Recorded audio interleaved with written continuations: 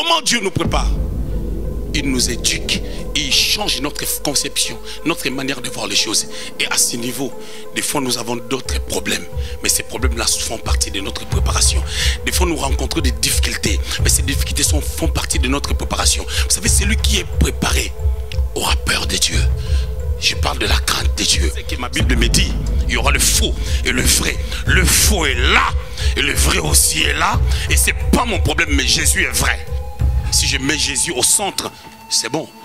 Bien aimé, les problèmes de l'église doit sortir du sommeil. L'église doit sortir du sommeil. L'église doit se réveiller. Aujourd'hui, les gens se moquent de l'église. Parce que les chrétiens, les pasteurs, ont donné l'accès à ces gens-là de se moquer de l'église. On ne peut pas moquer de l'église que Jésus-Christ a acquis avec un grand prix par le sacrifice de son corps. L'église, c'est pas n'importe quoi. La Bible dit, les portes de séjour des morts ne prévaudront point contre l'église. L'église est efficace. On va lire juste deux textes. Matthieu au chapitre 9. On va lire à partir du 14e jusqu'au 17e verset. Je lis au nom de Jésus. Alors les disciples de Jean virent auprès de Jésus et dirent, « Pourquoi nous et les pharisiens gênons-nous, tandis que tes disciples ne gênent point ?» Jésus leur répondit, « Les amis de l'époux peuvent-ils s'affliger pendant que l'époux est avec eux? Le jour viendra où l'époux leur sera enlevé, et alors ils gêneront. Personne ne met une pièce de drap neuf à un vieil habit, car elle emportera une partie de l'habit, et la déchirure sera pire. On ne met pas non plus du vin nouveau dans de vieilles outres. Autrement, les outres se rompent, le vin se répand et les outres sont perdues. Mais on met le vin nouveau dans les outres neuves, et le vin et les outres se conservent. » Alléluia. Nous allons partir de ces textes pour commencer tout doucement à construire notre pensée. Amen. Je voulais qu'on lise tous les textes pour, disons, qu'on lise à partir du 14e jusqu'au 17e verset, afin qu'on ait une bonne compréhension de la pensée. Nous sommes en train de parler de l'impact du réveil. J'avais dit que l'impact était le résultat d'un travail accompli. Et le travail accompli, c'est le réveil. Et deuxièmement, on avait dit que lorsqu'on parle du réveil, le réveil, la pensée sur le réveil n'est pas un message pour les non-croyants, mais c'est un message par contre pour les croyants. La troisième des choses qu'on avait dit était qu'il y a une nette différence entre l'évangélisation et le réveil. Dans le réveil, nous parlons du fait qu'un chrétien, ceux-là qui sont en Dieu, premièrement, s'endorment. Et lorsque il y a un son de cloche, lorsqu'il y a un réveil qui sonne, ces gens-là quittent l'état de sommeil pour se réveiller, afin de pouvoir s'évaguer dans leurs occupations. On avait dit aussi que lorsqu'on parle du réveil, on est en train de parler aussi d'une nouvelle manière de faire les choses et d'une montée dans une autre dimension. On avait pris deux textes dans l'épître de Romains. On a pris Romains au chapitre 1er. On a lu le 8e verset où Paul est en train quasiment de célébrer l'attitude de chrétiens des Roms par rapport à leur marche avec Dieu qui est reconnue dans le monde entier. Et lorsqu'on arrive au verset, au chapitre 13, au 11e verset, nous voyons Paul dire à ces mêmes personnes de se réveiller du sommeil, car le salut est plus proche d'eux que lorsque ces gens-là avaient cru. Je ne voulais pas entrer dans cette pensée pour commencer à expliquer les deux sortes de salut dont la Bible est en train de parler. Pourquoi? Parce que j'en avais parlé quand j'étais en train de développer la pensée sur les sommeils spirituels. J'avais préféré juste mettre l'emphase sur ces deux textes afin de nous faire comprendre que l'église qui était bâtie à Rome est en train de bien évoluer, comment est-ce que Paul pouvait leur dire de se réveiller? Ce qui veut dire que à une certaine dimension, lorsqu'on stagne, on doit aller plus loin. Amen. La notion sur le réveil nous amènera à développer beaucoup de choses. On va dire beaucoup de choses concernant les réveils. Nous parlerons même de la manière dont une église peut connaître un progrès ou une croissance spirituelle ou une croissance numérique. Ça nous permettra de pouvoir comprendre comment est-ce que nous pouvons grandir dans la foi et avoir la maturité spirituelle, et aussi comment est-ce qu'on peut attirer d'autres personnes à connaître Dieu. Mais lorsque nous parlons de l'évangélisation, parce que je suis en train de faire une différence entre le réveil et l'évangélisation, l'évangélisation, c'est l'action que les chrétiens font au milieu des païens, afin de pouvoir les attirer vers Dieu. Le réveil, c'est lorsque Dieu vient nous booster pour nous amener à une autre dimension, à quitter l'état de sommeil vers un autre état, l'état d'éveil. Mais après cette introduction qu'on avait fait la fois passée, je prie ces textes en fait de pouvoir nous amener à comprendre qui peut amener le réveil. Parce que j'avais dit que lorsque le réveil sonne sur le plan naturel, lorsqu'on met le réveil dans un portable, lorsqu'on met le réveil dans un appareil qu'on utilise pour les réveils, il y a toujours un déclencheur du réveil. Il y a toujours quelqu'un qui met le réveil afin que ça sonne. Et sur le plan spirituel, il y a toujours un son de cloche. Il y a toujours une voix qui se retentit comme un son de la trompette afin de pouvoir réveiller les gens qui dorment. Dans l'ancien temps, lorsque les trompettes sonnaient, c'était soit pour un rassemblement, soit pour célébrer une victoire. Les cas de Josué au chapitre 6, lorsqu'ils ont fait retentir les trompettes, ils ont chanté, ils ont célébré les seigneurs, ils ont poussé des cris de joie. C'était par rapport au mur de Jéricho qui était tombé ou qui devait tomber. Mais remarquons une chose. La Bible dit dans les textes qu'on vient de lire que les disciples des gens sont venus voir Jésus. Il y avait un problème. Il y avait un problème, raison pour laquelle les disciples des gens sont venus voir Jésus. Et c'est quoi le problème? Le problème était que les disciples de Jean-Baptiste étaient en train de gêner constamment. Mais par contre, les disciples de Jésus ne gênaient pas, selon la situation qui se présente. La Bible dit au verset 14, nous sommes dans Matthieu au chapitre 9. Alors les disciples de Jean virent auprès de Jésus et dirent: pourquoi nous et les pharisiens gênons-nous, tandis que tes disciples ne gênent point? Il y avait déjà un débat concernant le jeûne, et je crois que ces débats continuent jusqu'à ces jours. Il y a plusieurs courants théologiques, chacun développe des choses à sa manière. J'ai écouté certains pasteurs dire que quand tu as un problème, tu dois aller jeûner, afin que Dieu te donne la solution. D'autres personnes ont dit que certains démons ne sortent que par des jeûnes et prières. Alors, les peuples doivent jeûner parce qu'ils sont possédés, ils doivent jeûner pour que les démons qui sont en eux puissent sortir. Alléluia. Mais quelle est la vie de Dieu? Quelle est la pensée du Seigneur? Regardons ces passages. Je ne vais pas m'attarder sur les jeûnes parce que sinon je vais vous faire vraiment un enseignement par rapport aux jeûnes et prières. Mais ici, on est en train de dire que les disciples de Jésus, Pierre, Jean, Jacques, ainsi que les autres, ne jeûnaient pas, pendant que les pharisiens et ainsi que les disciples de Jean-Baptiste jeûnaient. Une très grande question. Mais regardez la réponse du Seigneur. Jésus leur répondit, verset 15. Les amis de l'époux peuvent-ils s'affliger pendant que l'époux est avec eux? Dans notre version, on a dit, est-ce que les amis de l'époux peuvent-ils jeûner pendant que l'époux est avec eux? L'époux, c'est Christ. On peut les voir dans Matthieu chapitre 25, dans cette parabole, à partir du premier verset jusqu'en bas. Comment est-ce qu'on nous explique que l'époux devait venir et il y avait 10 vierges, 5 étaient folles, 5 étaient sages. L'époux, c'est le Christ qui, en réalité, a fait les fiançailles avec l'Église dans sa première venue, et il viendra pour nous chercher lorsqu'il va descendre dans les airs. C'est là où nous allons les rencontrer, et après tout ce que l'Apocalypse raconte, nous allons arriver au point de faire les noces. Nous sommes la fiancée ou l'épouse du Seigneur. Et c'est le Seigneur l'époux. Il dit, pendant qu'ils sont avec l'époux, ils ne peuvent pas gêner. Les jours viendront où ils gêneront.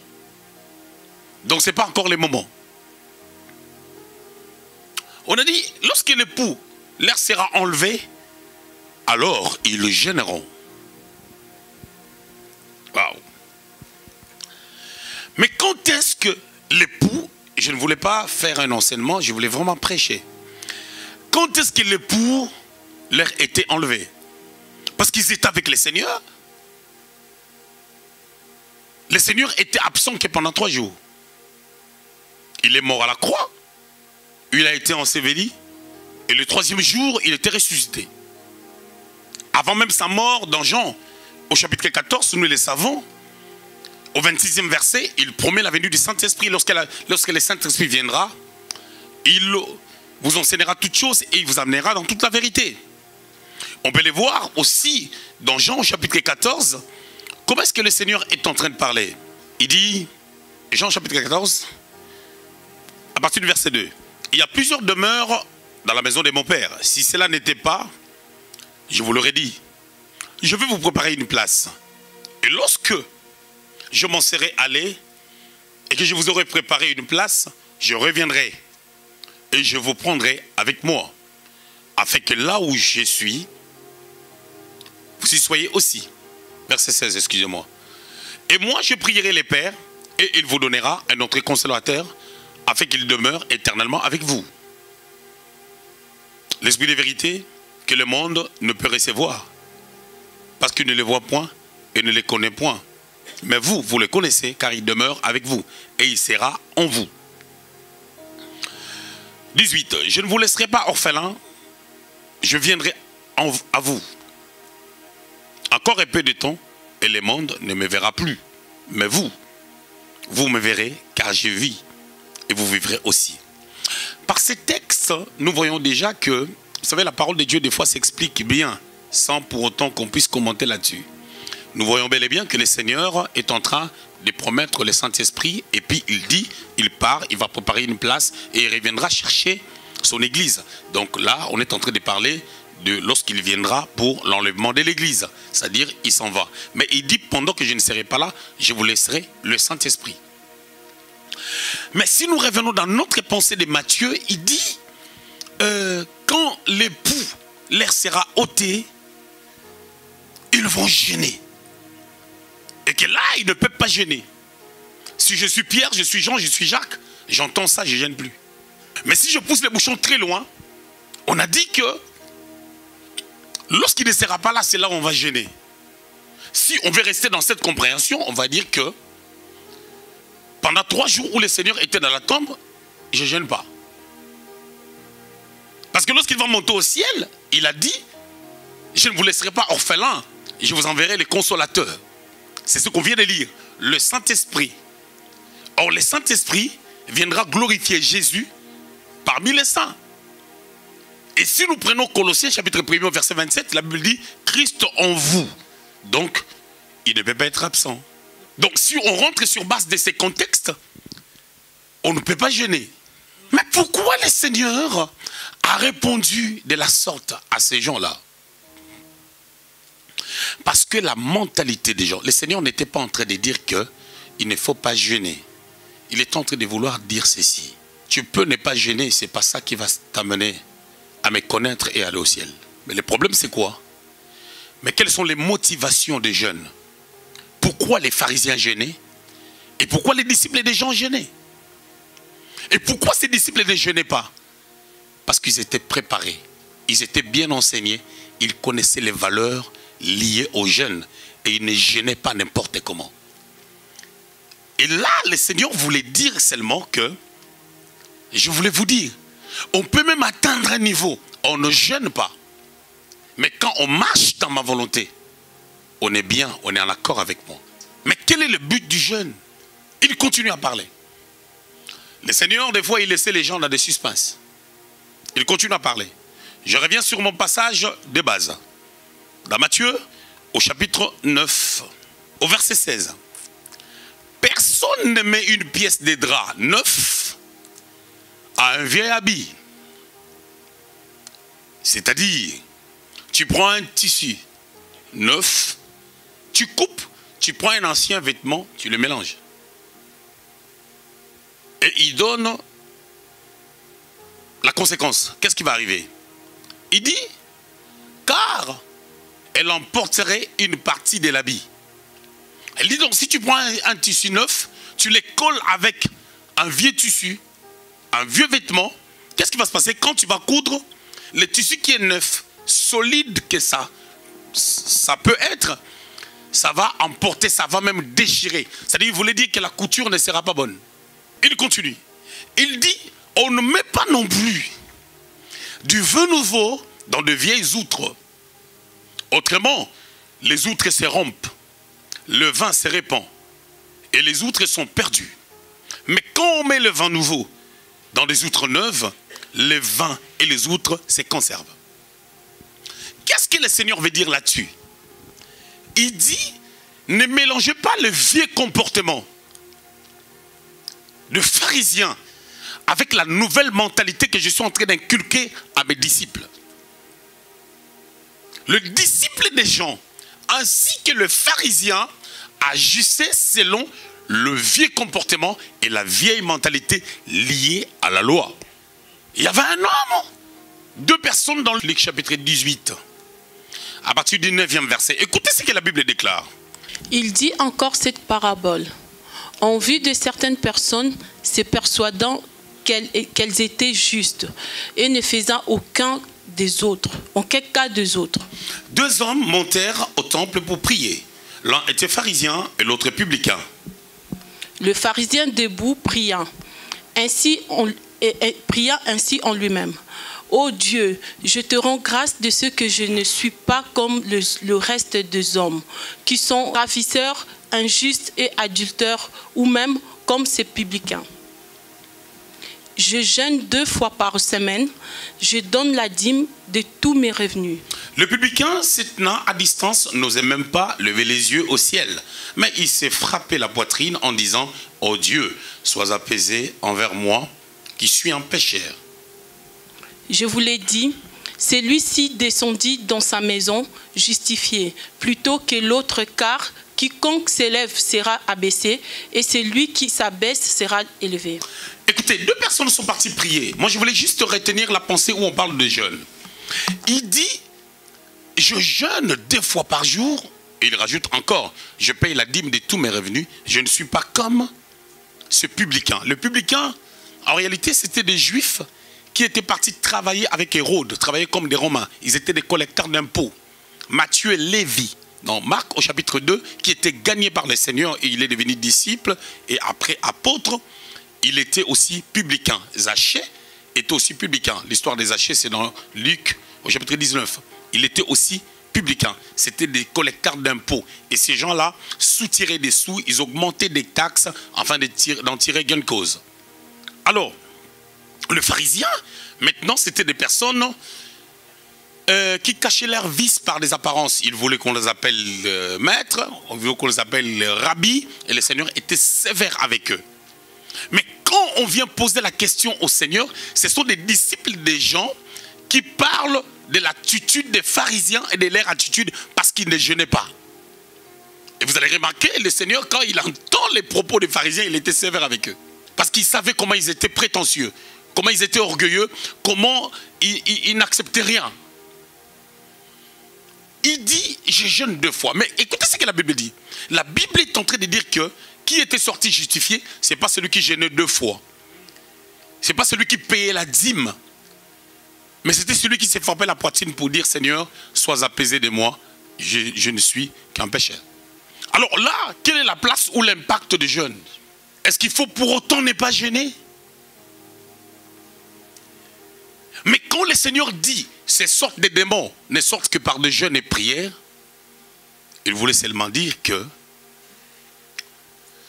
celui qui jeûne, ce n'est pas la personne qui a un problème. Celui qui doit gêner, ce n'est pas la personne qui est possédée. Celui qui doit gêner, c'est la personne qui fait la délivrance. Et pendant qu'il était en train de parler à ces gens-là n'étaient pas nés de nouveau. Les disciples à cette époque, ils n'étaient pas nés de nouveau. Ils n'avaient pas encore le Saint-Esprit qui habitait en eux. Parce que le but du jeûne, c'est de pouvoir anéantir la chair pour alimenter l'esprit.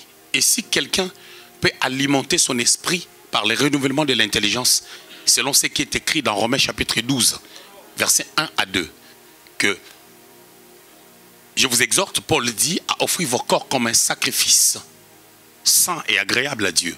Verset 2, ne vous conformez pas au siècle présent. Si quelqu'un a la capacité de le faire, est-ce qu'il le doit gêner? Point d'interrogation. Est-ce que si je suis baptisé, ça va m'amener au ciel? Quand Jésus reviendra, il va chercher qui était plongé dans l'eau. Il va chercher celui qui était sauvé et celui qui marche selon la parole de Dieu. Selon Galates au chapitre 5, à partir du verset 19, 20, 21. Où on parle des œuvres de la chair, on dit que les gens qui font de telles choses n'hériteront point le royaume des cieux.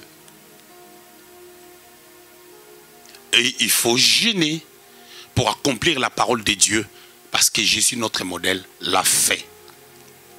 Mais pas pour recevoir quelque chose de la part de Dieu, et ça n'influence en aucun cas la pensée de Dieu. Le jeûne, c'est pour toi, c'est pas pour Dieu. Il dit, c'est une mentalité que vous devez enlever. Vous devez commencer à vivre autrement. C'est là où il leur dit, on ne met pas les nouveaux vins dans des outres qui sont anciennes. Au cas contraire, les outres seront rompues par rapport au vin nouveau. Et quand les outres seront rompues, que ce soit le vin, que ce soit les outres, on va perdre les deux. Mais on doit prendre un vin nouveau pour le mettre dans les outres nouveaux. Il dit, je suis venu, j'ai gagné des disciples, je voulais faire de ces gens des nouvelles personnes en Christ. Et parce que je voulais faire d'eux de nouvelles personnes en Christ, cela dépendra de leur nouvelle naissance et de la nouvelle mentalité qui sera placée en eux. Et ils vont commencer à fonctionner autrement afin que ces gens puissent amener un réveil, un changement, un rétablissement des choses, un nouveau vent, une nouvelle grâce et une nouvelle dispensation. On avait dit que le réveil, c'est lorsque les gens quittent l'état de sommeil. Maintenant, Jésus dit, on ne met pas le vin nouveau dans des outres qui sont anciennes. Ce qui veut dire, pour une nouvelle onction, le vin c'est l'image de l'onction. Pour une nouvelle onction, pour l'onction qui va venir le jour de la Pentecôte, il faut de nouvelles personnes. Dans la mentalité, pas dans la chair. Parce que 2 Corinthiens chapitre 5, au verset 16 dit ceci, nous ne connaissons plus personne dans la chair. Il faut reconnaître les gens par l'esprit, lorsque ces gens-là sont nés de nouveau. C'est pour cela dans le verset suivant, au verset 17, on dit si quelqu'un est en Christ, c'est une nouvelle créature. Maintenant, le problème c'est quoi? Le problème est que Pierre, Jean, Jacques ainsi que les autres, qui pouvaient croire à la tradition de leur père, devaient devenir des personnes nouvelles maintenant, après la Pentecôte. Il y a un vin nouveau qui devait descendre sur eux, c'est le Saint-Esprit. Et ce vin nouveau qui devait descendre sur eux devait rencontrer des personnes nouvelles. Et tant que ces gens n'étaient pas renouvelés, il y aura un problème entre le vin nouveau et les outres. Et quand les outres ne sont pas renouvelés, il y a quelque chose qui va se passer. C'est pour cela que tu vas voir au chapitre 1er du livre des Actes des Apôtres, lorsqu'ils ont cherché à pouvoir remplacer Judas, qui s'est pendu, qui était mort, qu'est-ce qui s'est passé? Qu'est-ce qu'ils ont fait? On voulait les remplacer. Il y a un vin nouveau qui devait venir. Mais par contre, la personne qu'on a remplacée devait aussi être renouvelée. Et parce que je ne pense pas que Matthias a été renouvelé, qu'est-ce qui s'est passé? Dans le livre des Actes des Apôtres, on ne parle pas de Matthias. À l'an 37, il y aura un Paul qui va se convertir. C'est lui qui va se concorder dans sa mentalité au nouveau vin. C'est là où vous remarquerez que les gens qui ne connaissent pas l'ordinateur, les gens qui ont étudié en Afrique et aujourd'hui ils ont l'âge avancé, ils n'ont jamais conduit l'ordinateur, quand on arrive ici, ils abandonnent leur métier du pays. Automatiquement, quand ils viennent ici, ils travaillent avec les mains. Parce qu'ils sont en retard par rapport à l'ordinateur. À ce moment-là, l'ordinateur devient un vin nouveau. À 2019, tu as 50 ans, 55 ans, je ne sais pas. Tu as étudié. Maintenant, quand tu as étudié, dans ton école, il n'y avait pas des ordinateurs. Il y a des gens qui ont étudié, tu vois, EP1 Massina. Tu verras, école primaire de Mongali, à Yopougon. Maintenant, à un moment donné, quand on rencontre l'ordinateur, la vitesse n'est pas pareille. Alléluia. C'est comme les gens qui ont étudié, lorsque le professeur écrivait sur les tableaux, et des gens qui ont étudié pendant que le professeur parlait et ils écrivaient. Ce n'est pas la même vitesse. Alléluia. Maintenant, Matthias, quand il a remplacé Judas, le problème c'est quoi? Matthias devait faire partie du 12, ça c'est correct. Les disciples, ils ont réfléchi, les apôtres, ils étaient devenus apôtres, ils ont dit, nous allons réfléchir, celui qui va remplacer, ça doit être celui qui était avec nous. Physiquement, depuis le baptême des gens, jusqu'à maintenant. Vous voulez que je vous donne les versets? Écoutez ce que la Bible dit, verset 21.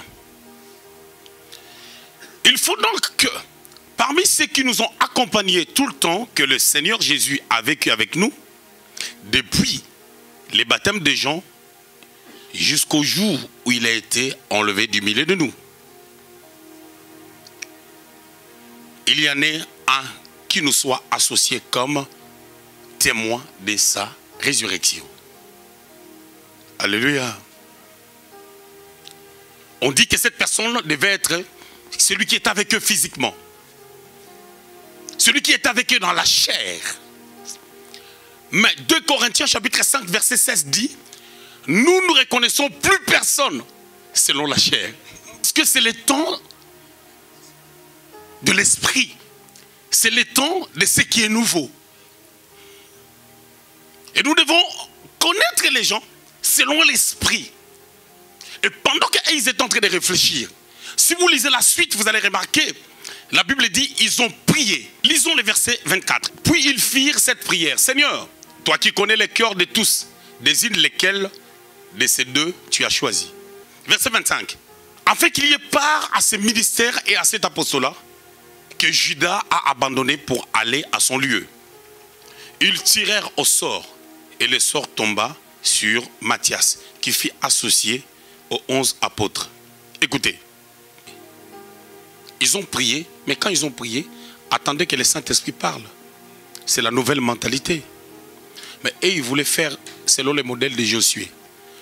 Josué, il n'avait pas une grande onction prophétique qui était sur Moïse. Parce que lui-même, il a vu les gens prophétiser. Dans Nombre chapitre 11, Eldad et Médad, lui-même, il était contre. Et à son temps, il n'a pas donné beaucoup de prophéties. Et lorsqu'il a partagé la terre des Canaan, il l'a partagé en tirant au sort. Les apôtres, le Saint-Esprit devait venir. Ils sont en train de tirer au sort entre Matthias et l'autre pour savoir qui Dieu a choisi. Et Dieu était ni dans l'un ni dans l'autre. C'était leur organisation. Dieu savait que ces gens-là ne seront pas portés. Ce poids. Qu'est-ce qui va se passer? Les outres vont se casser. À cause du vin nouveau. Et Dieu est en train de préparer Paul qui avait une mentalité à pouvoir porter cela. C'est pour cela que tu verras dans le ministère de Paul, quand Dieu l'appelle dans Actes chapitre 9, Dieu dit que cet homme, c'est un instrument. Il parlera devant les hommes, devant les autorités. Il parlera dans les nations. Et Paul a assumé jusqu'au dernier souffle la gloire qui était venue, l'impact qui était venu. Il a pu assumer cela. Mais qu'est-ce qui a amené ces disciples qui sont devenus apôtres? Ici, nous voyons Jésus était monté déjà au ciel. Et ils sont restés. Ils étaient appelés à amener un grand réveil. Qu'est-ce qui les a amenés à dire ces choses? C'est parce que le Saint-Esprit n'était pas encore descendu. Ils n'avaient pas encore parlé en langue. Ils étaient nés de nouveau, oui, parce que c'est après la croix. Mais ils n'étaient pas encore baptisés du Saint-Esprit. Ils ne pouvaient que dire de telles choses.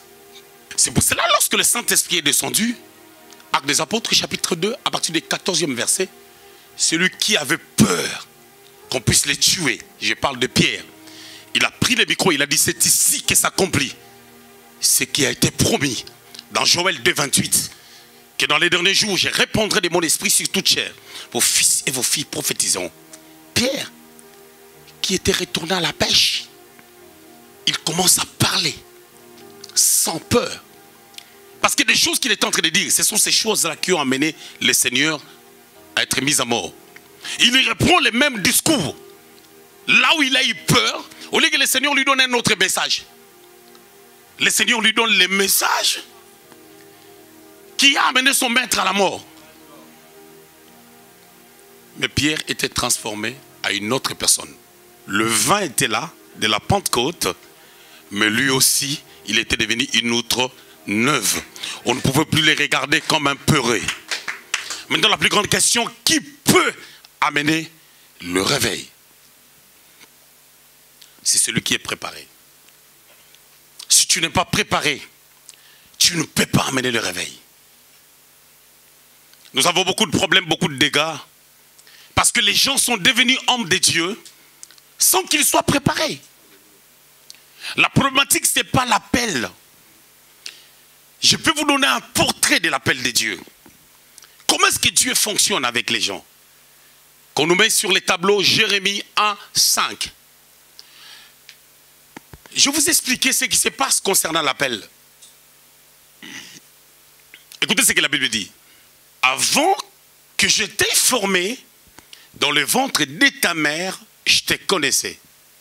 Nous voyons une personne qui n'existe pas dans le monde physique. Quelqu'un qui n'existe pas dans le monde physique. Que Dieu connaît. Le temps où le Seigneur est en train de parler qu'il a connu est inconnu. On est bien d'accord? Est-ce que Dieu l'a connu quand il créait le monde? Ou pas? Dieu l'a connu comment? Quand est-ce que Dieu l'a connu? C'est que nous savons, Dieu l'a connu avant qu'il vienne dans le sein maternel. Depuis que Dieu a créé le monde, il l'a connu. Parce que Dieu connaît tout. Parce que Dieu nous a bénis. Avant toute chose. Quand Dieu avait placé l'homme dans le jardin d'Éden, Dieu prépare tout ce que l'homme avait besoin avant que l'homme vienne. Il prépare d'abord les choses que l'homme aura besoin avant que l'homme lui-même apparaisse. Ce qui veut dire qu'il a connu l'homme avant qu'il commence à faire ces choses. C'est pour cela, moi et toi, les problèmes qui nous inquiètent aujourd'hui ont déjà leur solution. Déjà depuis l'éternité passée, ces choses ont leur solution à la croix. Depuis, les problèmes maintenant, c'est à nous de comprendre. Ok. Avant que je t'aie formé dans le ventre de ta mère, je te connaissais. Je te connaissais. J'avais une connaissance à ton égard. Je te connais. Et avant que tu sois sorti de son sein, je t'avais consacré. Dieu te connaît. Un jour, ton père et ta mère se rencontrent. Ils se mettent ensemble, ta maman tombe enceinte. Et pendant cette période-là que tu étais dans le ventre, peut-être 8 mois, peut-être 9 mois, peut-être 7 mois pour les prématurés, pendant cette période-là, Dieu te consacre. Dieu marque un sceau. Il il te met à part. Cette consécration-là, c'est, il te met un sceau. Il y a 5 mots hébreux qui parlent de cette consécration. Et parmi les 5 mots, je prends un seul. Nazar. Il t'a pris, il t'a mis à part. Et parce qu'il t'a mis à part, quelqu'un va me poser la question, est-ce qu'il a mis à part une certaine catégorie de personnes ou nous tous? Non, il nous a mis nous tous à part. Mais sauf que cette mise à part n'a de l'impact que si toi tu le comprends. Quand tu le comprends, tu es à part. Quand tu ne le comprends pas, tu n'es pas à part. Je continue. Je t'avais établi prophète des nations. Mais quand? Avant qu'il sorte. Là, dans les contextes, on parle de Jérémie. Mais si on sort ça de son contexte, ça nous touche. C'est-à-dire, il t'avait consacré et il t'a établi. Il t'a consacré et il t'a établi. On établit quelqu'un au milieu des hommes. On n'établit pas quelqu'un dans le ventre. Mais sauf que si tu n'es pas mis à part, tu ne peux pas être établi. Pour que tu sois établi, il faut que tu sois mis à part. Et quand Dieu est établi, c'est là maintenant quand tu rencontres un prophète, quand tu rencontres quelqu'un qui a un regard prophétique, il peut voir ce que tu deviendras. C'est pour cela quand on a parlé de David, quand on a parlé de lui, dans Samuel au chapitre 13, David était un petit, était un bébé. Mais on pensait déjà à lui. Dans le livre de Zacharie, on parle de germe. Le germe, tu germeras à son temps. Et à un lieu quelconque. On parlait de Christ. À son temps. Dans 2 Samuel au chapitre 7, on est en train de parler de Salomon. Salomon qui n'était pas né. Et Dieu savait que Salomon sera le fils de Bathsheba. Pendant que David était marié à cette époque à la femme de Nabal, Abigail, et David était marié aussi à la fille de Saül. Et la fille de Saül n'était pas de la tribu de Juda, de la tribu de Benjamin. Et si l'enfant qui devait devenir roi devait monter sur le trône, vous savez qu'est-ce qui allait se passer? Saül pouvait revenir. David avait des enfants qu'il avait fait à Hébron. 6 enfants. Absalom, Amnon, tous ces gens-là, tous ces enfants-là, il les a fait à Hébron. Et pendant cette période, David était tout le temps en guerre parce qu'il n'était pas encore devenu roi. Il n'avait pas le temps de préparer ses enfants.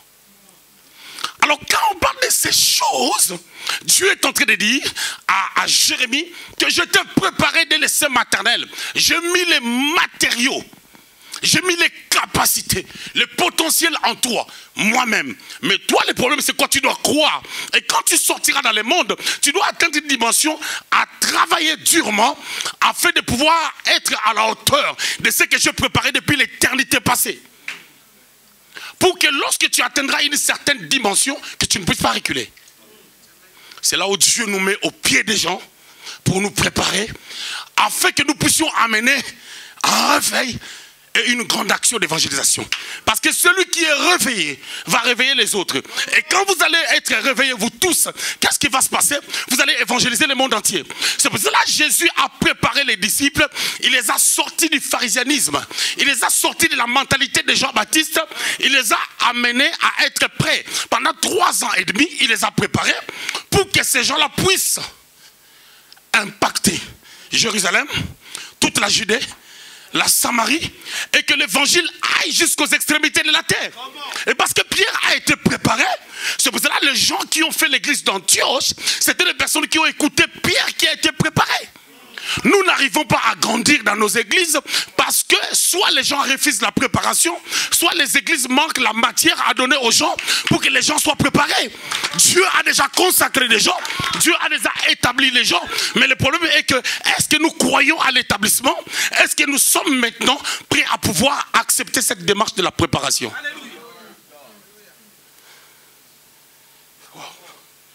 Psaume 89, verset 20.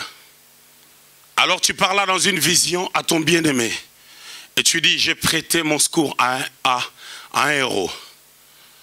J'ai élevé du milieu du peuple un jeune homme. Verset 21. J'ai trouvé David, mon serviteur, je le oins de mon huile sainte. Je vous avais parlé de ça. Le terme préparé là, qu'on parle du verset 20, veut dire éduquer. Quand on parle d'éduquer, c'est le changement de mentalité. Tu n'es plus une ancienne outre, tu deviens une outre neuve, préparée pour recevoir de l'huile. David devait devenir un roi à une période où la nation est en train de connaître un déclin grave. Souvenez-vous, Israël avait 3 ou 4 problèmes. Israël avait un problème spirituel. Pourquoi? Parce qu'au temps de Saül, on n'a pas parlé de l'arche. L'adoration était bafouée.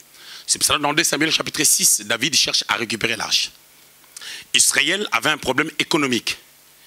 Tout l'argent allait vers le roi. 1 Samuel chapitre 8, à partir du 11e verset. On parle des droits que le roi devait avoir sur la nation.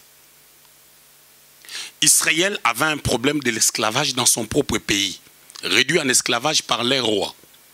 Parce que Saül devait prendre leurs enfants pour en faire des esclaves. Israël avait à ce temps-là un problème encore d'instabilité, parce que chaque nation pouvait s'élever pour se battre avec Israël. Ils n'étaient pas en paix. Ils avaient un problème de shalom, un problème de paix. Et David maintenant devait être préparé pour ramener d'abord l'adoration au centre de la nation, pour que les gens se réveillent de leur sommeil afin de commencer à adorer le véritable Dieu comme il le faut. C'est pour cela quand il récupère l'arche, dans 2 Samuel chapitre 6, il change la manière de fonctionner. Au lieu d'amener ça dans les tabernacles, il a mis seulement une tente, il a mis l'arche pour que chaque personne ait l'accès dans l'adoration. C'était grave. Hein? Il n'a pas respecté les modèles de Moïse. Quand tu es préparé, vous savez qu'est-ce qui arrive? Ce qui arrive quand tu es préparé, c'est Actes chapitre 3. Dans Actes chapitre 3, c'était l'heure de la prière. La Bible déclare que c'était la 9e heure. La 9e heure, ça correspond à 15 heures de l'après-midi. Ce qui m'étonne, on dit que c'était l'heure de la prière. Pierre et Jean montaient ensemble au temple à l'heure de la prière. C'était la 9e heure. Quand tu es préparé pour amener un vent nouveau, à ce niveau, l'église avait 3000 personnes. Parce que les gens étaient convertis dans Acte 2. Attention, il y a une différence de temps entre Acte 2 et Acte 3. Pierre monte maintenant dans les temples. Le temple est là où lorsque les seigneurs parlaient là-bas, on cherchait à les tuer. Quand on a arrêté les seigneurs, on a dit, toi tu avais dit tu vas détruire les temples et les rebâtir en 3 jours. Il a dit ça dans Jean chapitre 2, je crois verset 18-19 par là. Mais écoutez, Pierre est parti dans le même temple, mais sans qu'il soit arrêté, sans qu'il soit mis en mort. Bien aimé, quand les temps du réveil arrivent, quand ces temps-là arrivent, il n'y a que toi qui peux l'arrêter. Toi-même qui peux l'arrêter. Même le sorcier, même le diable ne peut pas l'arrêter. C'est seulement toi-même qui peux l'arrêter. À l'heure de la prière, ils montaient dans les temples. Quand ils sont arrivés là, ils ont croisé quelqu'un qui faisait son business devant les temples, qui demandait de l'argent. Il demande de l'argent. Il faut maintenant faire en sorte que cette personne change de mentalité, en fait que le vin nouveau qui est en Pierre puisse lui affecter. Mais si cette personne-là garde toujours l'ancienne outre, ça sera un problème. Il y aura une déconnexion, il y aura la perte d'onction et lui aussi ne recevra rien. Les 2 choses seront perdues. Mais qu'est-ce qu'il faut faire? Il faut que la personne, faut qu'on prépare la personne au miracle. Fixe-nous le regard. Nous n'avons ni or, ni argent. Pierre dit, c'est que j'ai. Je sais la matière que j'ai. Le miracle, ce n'est pas Jean qui a reçu ça. C'est moi. Il a reçu l'Apocalypse. Moi, j'ai reçu les miracles. C'est que j'ai. Lève-toi au nom de Jésus-Christ. Et à ce niveau, nous sommes en train de comprendre comment est-ce qu'on met Christ maintenant en exergue. Or, avant cela, personne ne pouvait prier au nom de Jésus pour qu'un miracle s'opère. Maintenant, Pierre amène une nouvelle mentalité, un nouveau vin dans la vie de cette personne-là en mettant Jésus au centre. Et quand la personne a compris que c'est Jésus qui doit être au centre plutôt que ses intérêts, il s'est levé. Et quand il s'est levé, certainement il pouvait chercher du boulot. Il ne pouvait plus se mettre là pour demander. Le problème c'est quoi? Moi et toi, comment on peut faire pour amener un grand réveil? D'abord dans notre église. Et ce réveil-là amènera une action d'évangélisation. La première des choses, nous devons être préparés. La deuxième des choses, on doit accepter la préparation. La troisième des choses, quand nous serons préparés, nous devons transmettre ce que nous avions reçu à nos bien-aimés. Et quand nos bien-aimés vont comprendre ce que nous avions compris, automatiquement, le monde entier sentira l'odeur du parfum. Ils viendront eux-mêmes parce qu'ils vont sentir l'odeur du vin nouveau. Parce que le vin sent aussi. Notre problème, c'est quoi? Tu viens à l'église, tu ne penses même pas gagner une âme. Tu ne penses même pas inviter quelqu'un. Tu as même peur d'évangéliser. Tu dis, qu'est-ce que je vais lui dire? Qu'est-ce que moi j'ai qui peut impacter cette personne? Non, mais ce qui impacte, ce n'est pas les matériels, ce n'est pas les avoirs que tu as, ce n'est pas ce que tu as. Mais ce qui amène les gens à être évangélisés, c'est Jésus qui doit être mis au centre. Mais ça, tu ne peux le connaître que lorsque tu es préparé. Ou lorsque tu acceptes la préparation. Parce que la préparation peut être là, mais tu refuses la préparation. Mais comment Dieu nous prépare? Il nous éduque, il change notre conception, notre manière de voir les choses. Et à ce niveau, des fois nous avons d'autres problèmes. Mais ces problèmes-là font partie de notre préparation. Des fois nous rencontrons des difficultés. Mais ces difficultés font partie de notre préparation. Vous savez, celui qui est préparé aura peur de Dieu. Je parle de la crainte de Dieu. Celui qui est préparé, même lorsqu'il fait une faute, il va dire « Ah !» Celui qui n'est pas préparé prendra les choses de Dieu à la légère. C'est pour ça que vous voyez aujourd'hui, les gens font même tout et n'importe quoi dans les réseaux sociaux. Il y a plein de choses. Paul dit à Timothée, combat les bons combats. Même quand quelqu'un est dans le faux, je n'ai pas le temps d'aller écrire dans les réseaux sociaux. Je sais que ma Bible me dit, il y aura le faux et le vrai. Le faux est là et le vrai aussi est là. Et ce n'est pas mon problème, mais Jésus est vrai. Si je mets Jésus au centre, c'est bon. Après, ça devient la distraction. Mais le faux est là. Et le faux, c'est fait. La préparation. On se pose la question, mais comment ma vie? J'ai beaucoup de promesses, comment ma vie doit être bénie? Ma vie doit être bénie parce que... Ta vie doit être bénie parce que nous avons influencé.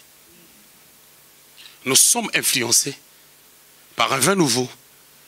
Et nous devons être des outres neuves pour influencer aussi. C'est pour cela même quand on est chrétien, le centre de nos conversations, c'est quoi? Tu verras beaucoup de personnes, lorsqu'ils se parlent, les pasteurs viennent, ils arrêtent de parler. Parce qu'ils savent pertinemment que leur conversation ne glorifie pas Dieu, mais ils continuent quand même le sommeil spirituel. Quand je parle d'un sujet, je bénis le Seigneur. J'avais un ami de luxe. On était ensemble avec eux. Un jour, il s'est hasardé, il m'a appelé homme de Dieu. Notre pasteur était là. Il m'a dit, homme de Dieu, mais fais vite, on va sortir. Le pasteur a dit, ah, tu as dit quoi? Il a crié fort. Il a dit, qui est homme de Dieu? C'est moi l'homme de Dieu. Appelle le frère. C'est moi l'homme de Dieu. Si lui, il est l'homme de Dieu et moi. Et c'était une bonne éducation. C'était la préparation. Et par là, il voulait juste me transmettre que le ministère, ce n'est pas la facilité. Ce n'est pas ce que nous pensons. Mais il faut devenir une autre nouvelle. Une autre nouvelle. C'est pour ça que vous remarquerez, parce que les gens manquent tellement la connaissance, lorsqu'ils attendent, il y a l'oreille de Jésus à gauche, ils partent. Il y a les pieds de Jésus de l'autre côté, ils partent. Il y a des mouvements. Nous déclarons que tous les sorciers de votre famille vont mourir aujourd'hui. Les gens partent. Il y a une veillée de prière dans tel endroit. Les gens courent. Oui, c'est vrai. Là où 2 ou 3 se réunissent en son nom, il est là. C'est bien. Jésus est là. Mais est-ce que parce que Jésus était dans la barque, les disciples ont expérimenté les miracles? Non. Ils ont réveillé Jésus, il a crié sur eux. Bien aimé, les problèmes de l'église doit sortir du sommeil. L'église doit sortir du sommeil. L'église doit se réveiller. C'est-à-dire être conscient de ce qui se passe. Aujourd'hui, on se moque de l'église. Les gens se moquent de l'église. Parce que les chrétiens, les pasteurs, ont donné l'accès à ces gens-là de se moquer de l'église. On ne peut pas moquer de l'église que Jésus-Christ a acquis avec un grand prix par le sacrifice de son corps. Selon Hébreux chapitre 10. Il a purifié cette église par son sang. Selon Hébreux chapitre 9. Je crois le verset 22. L'église, c'est pas n'importe quoi. La Bible dit les portes des séjours des morts ne prévaudront point contre l'église. L'église est efficace. Mais les gens ont peur de parler de Dieu parce que je manque d'argent, parce que je manque de ceci, parce que je manque de cela. Dans notre église, j'avais amené un vent fort d'évangélisation. Les gens à l'église déjà se sont réveillés. Tout le monde a commencé à parler en langue. Après, parce que les gens se sont réveillés, parce qu'il y a 2 ou 3 personnes qui se sont réveillées. On y va. Je suis venu. Il y a le fils de mon pasteur, mon père spirituel, qui était dans la maison de son père. Il dormait. Il a reçu le feu. Il a commencé à prophétiser aussi. Il avait un ami affecté aussi par le feu. On a commencé. On se promenait, moi au milieu, les 2 à gauche et à droite. Ces petits-là donnaient des paroles de connaissance. Des précisions. Lorsqu'ils prophétisaient, on leur disait, ça vient d'où? Il a dit, on a un maître qui nous enseigne ces choses. Il venait me dire, il y a une situation, il faut toi. Ils ne partaient pas vite en besogne. Juste parce qu'ils ont les dons. Non. Ils respectaient des règles. Mais c'est que les gens ne font pas en Europe. Philippe a évangélisé la Samarie. Acte chapitre 8. Il a appelé Pierre et Jean. Quand tu es préparé, il y a des choses que tu ne feras pas. Quand tu es préparé, il y a des bêtises que tu ne vas pas faire. Quand tu es préparé, il y a des conneries que tu ne feras pas.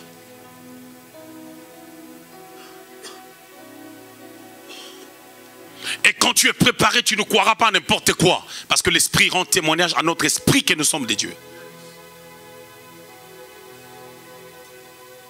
Est-ce que nous sommes préparés? Est-ce que nous acceptons la préparation? Lorsque je suis devenu ministre des dieux, les gens commençaient à m'inviter de gauche à droite. Avant qu'on m'invite, on écrit la lettre au pasteur. Et les pasteurs doivent me dire si je dois y aller ou pas. Maintenant, Dieu commence à t'utiliser. Tu opères les miracles au nom de Jésus-Christ. On t'invite 10 fois. Toutes les 10 fois, moi, je refuse. Tu peux faire ton église. C'est pour cela les 20 nouveaux là. Dieu ne les mettra pas sur les outres anciennes. Les mentalités qui ne sont pas renouvelées. Les mentalités qui ne sont pas régénérées. Les gens qui ont l'appel même dans cette église. Même quand tu n'arrives pas à entrer dans ton appel, pendant que tu as des prophéties, tu seras pasteur, ainsi de suite. Si tu forces les choses, ça ne marchera pas, tu vas te casser la gueule. Tu deviendras un danger public et un danger personnel. Il faut que les choses se passent dans le temps. Toutes les prophéties qu'on dit tu as l'appel ne veulent pas dire que tu es pasteur ou tu deviendras pasteur. Ne vous trompez pas. Et la sagesse va au-dessus de la parole prophétique. La parole du berger de l'église va au-delà de la prophétie qu'une sœur ou un frère a reçu de ta part. On disait même que Saül faisait mal quand il bloquait David. Mais pendant ce temps, Dieu préparait David. Par le mal de Saül, David était un roi efficace. Toutes les personnes que Dieu a appelées dans la Bible, ils ont eu peur de l'appel. Et si tu n'as pas peur de l'appel, c'est que tu n'en as pas. Et si tu commences à prendre ton échec, tu mets ça sur la tête de quelqu'un, tu as un problème. Aucune personne ne peut justifier son échec en mettant ça sur la tête du diable. Parce que le diable ne peut rien devant la puissance de Dieu. C'est très important. Je suis à la fin.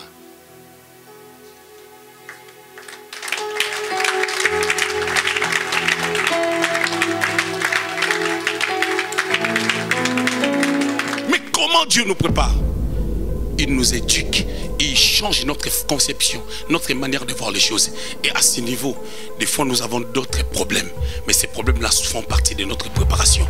Des fois nous rencontrons des difficultés. Mais ces difficultés font partie de notre préparation. Vous savez, celui qui est préparé aura peur de Dieu. Je parle de la crainte de Dieu. C'est que ma Bible me dit, il y aura le faux et le vrai. Le faux est là et le vrai aussi est là. Et ce n'est pas mon problème, mais Jésus est vrai. Si je mets Jésus au centre, c'est bon. Bien aimé, les problèmes de l'église, l'église doit sortir du sommeil. L'église doit sortir du sommeil. L'église doit se réveiller. Aujourd'hui, les gens se moquent de l'église. Parce que les chrétiens, les pasteurs, ont donné l'accès à ces gens-là de se moquer de l'église. On ne peut pas moquer de l'église que Jésus-Christ a acquis avec un grand prix par le sacrifice de son corps. L'église, c'est pas n'importe quoi. La Bible dit les portes des séjours des morts ne prévaudront point contre l'église. L'église est efficace.